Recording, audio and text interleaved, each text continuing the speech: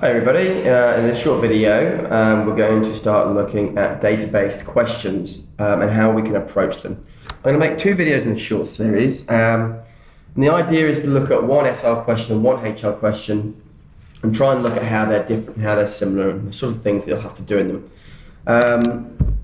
They are typically questions that students can struggle with if they're not sure how to approach them. So we're going to spend a little bit more time now and in the future on these type of questions and on how we analyze data. And of course, these are skills which will really benefit you for your IA as well. So let's stop and let's just have a very quick look at this particular question. The question itself will have an introduction, and then it will have a set of data. And that set of data will either be in the form of a table or it will be already in the form of a graph. And you'll have to interpret that data, figure out what it means and answer questions based on it. So it can prove quite challenging for people. So let's have a look at this question. It says rice, Oryza sativa, is usually intolerant to sustained submergence underwater. Although it grows rapidly in height for a few days before dying, this is true for one variety, which is Oryza sativa japonica. The variety Oryza sativa indica is much more tolerant to submergence. We've got three genetically modified forms of O. sativa japonica. They're called GMFA, GMFB, and GMFC. And these were made using different fragments of DNA taken from O. sativa indica. The plants were then submerged for a period of 11 days, and the hearts of all the plants were measured at the beginning and at the end of the submergence period. Okay, so that kind of sets us up with what we're finding out. So we're looking at rice and we're looking at genetically modified rice and looking at how water or submergence in water can affect it, okay, or can affect its growth. So we've got 2 days, okay, the clear plots are for day 0, the grayed out plots are for day 11, so it's initial growth and final growth, okay, and so you can see here, this is day 0, day 11, day 0, day 11, and on the bottom here we've got our unmodified forms, O. sativa japonica, O. sativa indica, and in between we've got the genetically modified versions, which are from O. sativa japonica, which is this strand here. Okay, we've also got here how tolerant it is to submergence in water. So you can see the tolerance level here. I is intolerant, M is moderately tolerant, T is totally tolerant, and GMF genetically modified. So intolerant, moderately tolerant, and totally tolerant are these two here. And on the y-axis, we've got our average plant height, okay, which is what we can see here, how tall that plant is on that particular day. Okay, what you'll also see are these bars. Okay, now you'll come across these before and hopefully you'll recognize them as error bars, okay, which denote the standard deviation or the deviation from the mean height.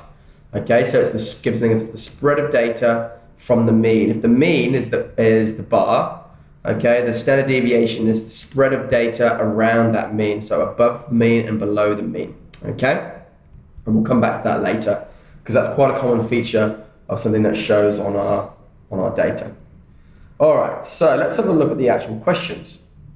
So the first one here, it says, state which group of rice plants were the shortest at the beginning of the experiment.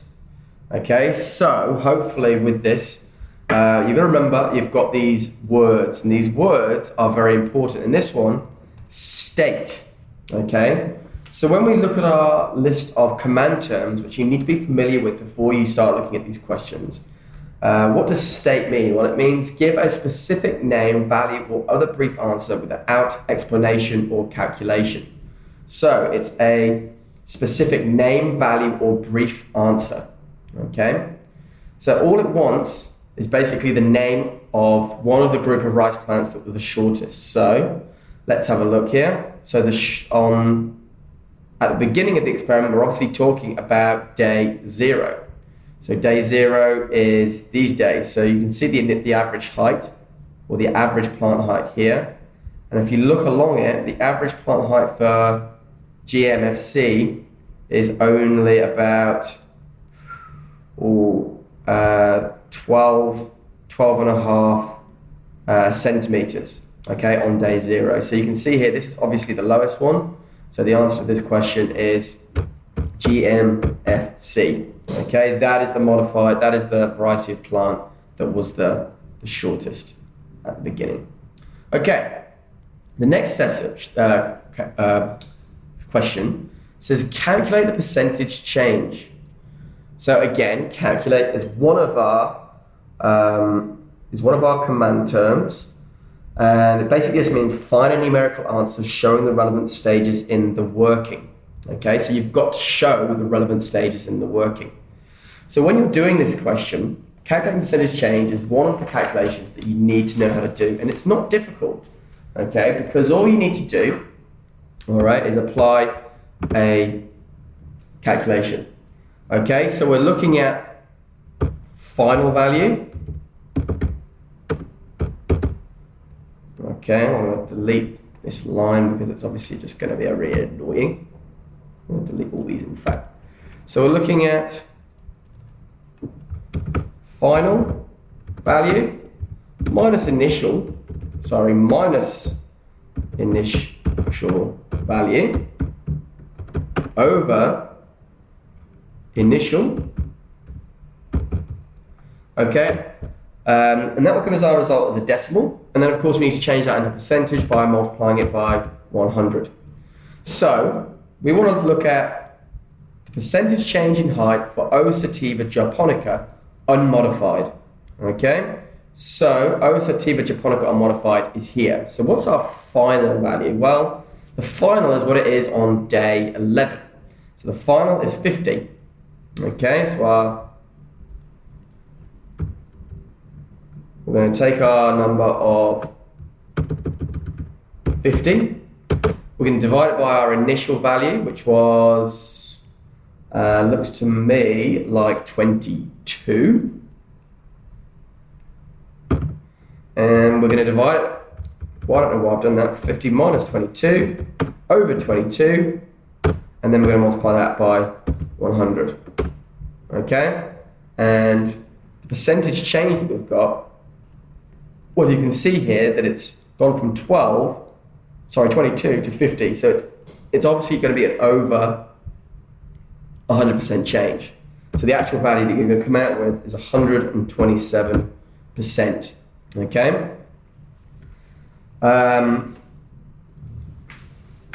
Okay. So remember, show your working, show the numbers, you get the marks. Question B, explain how the error bars can be used to compare the results for O. sativa indica.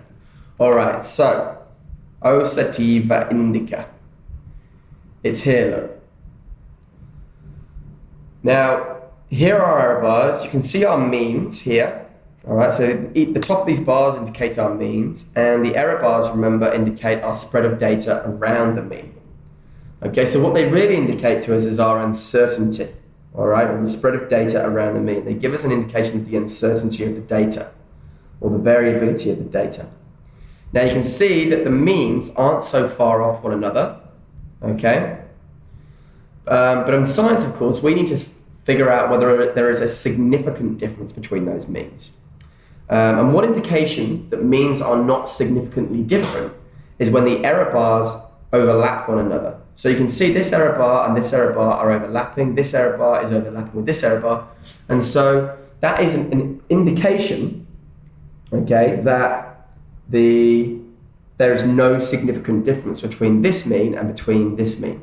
Okay, so whenever you see two error bars lined up like that and they're overlapping, that indicates there's no significant difference.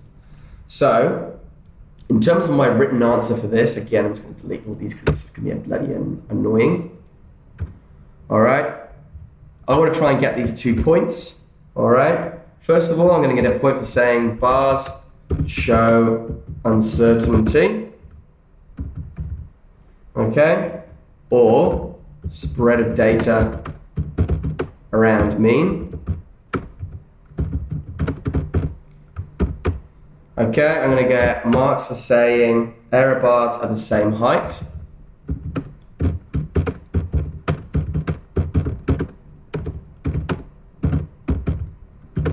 for both days. Okay, and of course, it's always good when you use a 2 mark point to put an extra point in to make sure that you really, really nail those marks. So here I'm going to say overlapping error bars indicate there is no significant difference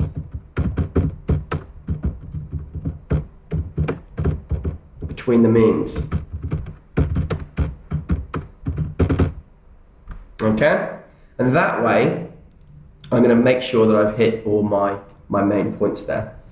Okay, question C is deduce the general relationship between the growth of japonica varieties and their stated tolerance level. Okay, so we're looking at the link between the growth of all japonica varieties and their stated tolerance level. So what you can see here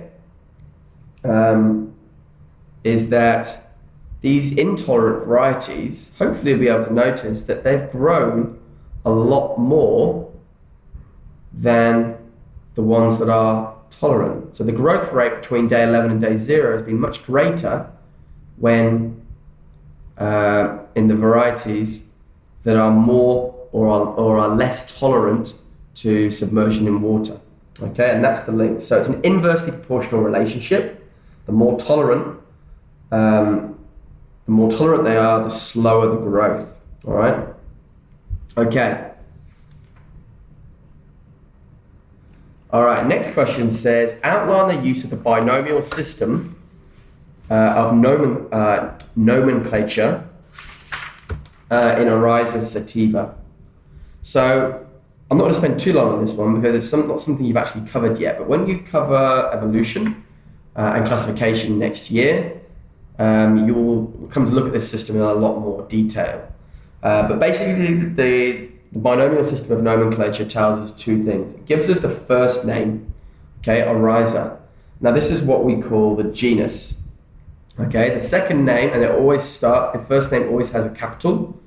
The second name is always lowercase, and that tells us the species. So Oryza sativa, equivalent to Homo sapiens, which is the binomial name for humans. Okay, so Homo sapien, Homo being the genus, sapien being the species name. What that means is that all members of Oryza sativa share special or unique features. They share those features together.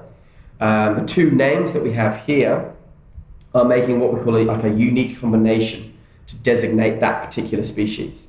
Now, because it's a Latin name, all right, and all species have this binomial Latin name, it is a worldwide recognizable nomenclature. So in Italian, Oryza sativa is Oryza sativa in Italian because obviously they're still using the Latin name. It's the same name they would use in the English language as well. Okay, so it is a worldwide, and it helps them for recognition of species across different languages. Okay. All right. This is the second part of the experiment now. In the same experiment, the researchers hypothesized that the capacity to survive when submerged is related to the presence of 3 genes very close to each other on rice chromosome number 9. These genes were named sub1A, sub1B, sub1C. The photograph below of part of a gel shows the relative amounts of messenger RNA produced from these 3 genes by the submergent intolerant variety O. sativa japonica and by the submergence tolerant variety O. sativa indica at different times of a submergence period followed by a recovery period out of the water.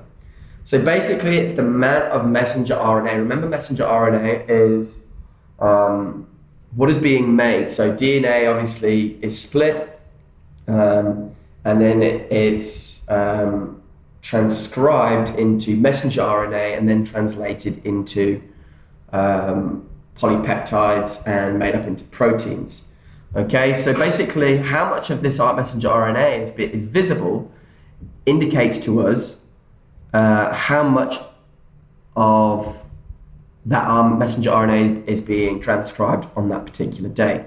And the brighter the color, it tells us the more of that particular messenger RNA is being transcribed. Okay, so remember, a messenger RNA forms part of a gene. So sub1C, on day 1, there is more of this particular gene being transcribed into messenger RNA than this one here. Okay, so it's quite confusing. The data setup is a little bit confusing, but it's not actually as difficult as it sounds. Okay, so it says here, determine which gene produced the most messenger RNA on the first day of the submergence period of variety sativa japonica. So determine. So again, determine is one of our very much key word. And it says it means find the only possible answer. So determine which gene produced the most RNA on the first day of the period of sativa japonica. So again, make sure you're looking at sativa japonica, which is this one here. Looking at day 1, and hopefully you'll see, well, sub1A gene, not expressed at all. Sub1B, it was a little bit, but on day 1, there was only one clear winner, and that was sub1C. It says, outline the difference in messenger RNA production for the 3 genes during the submergence period of variety O sativa indica. So again, now we're looking at this one. You can see that outline the difference in messenger RNA production for the 3 genes during the submergence period. Outline, again, is another one of our key words. It means give a brief account or summary. So giving a brief account or summary, you can see here that the one that was most strongly produced, the messenger RNA from the gene that was most strongly produced, was sub1A. Okay, and that was strongly produced from days 1, 3, and 7, and did not produce so much on day 10. Okay, for sub1B, that was the one that was probably least produced the whole way through.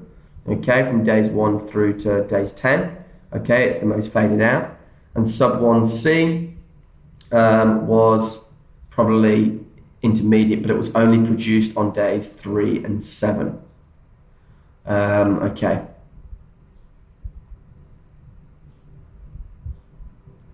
Right, I'm actually going to finish this particular video at that point, and I'll finish it off in a minute. We'll look at the higher level answers that we need to produce. It's quite a long explanation, okay? So I'm going to stop there.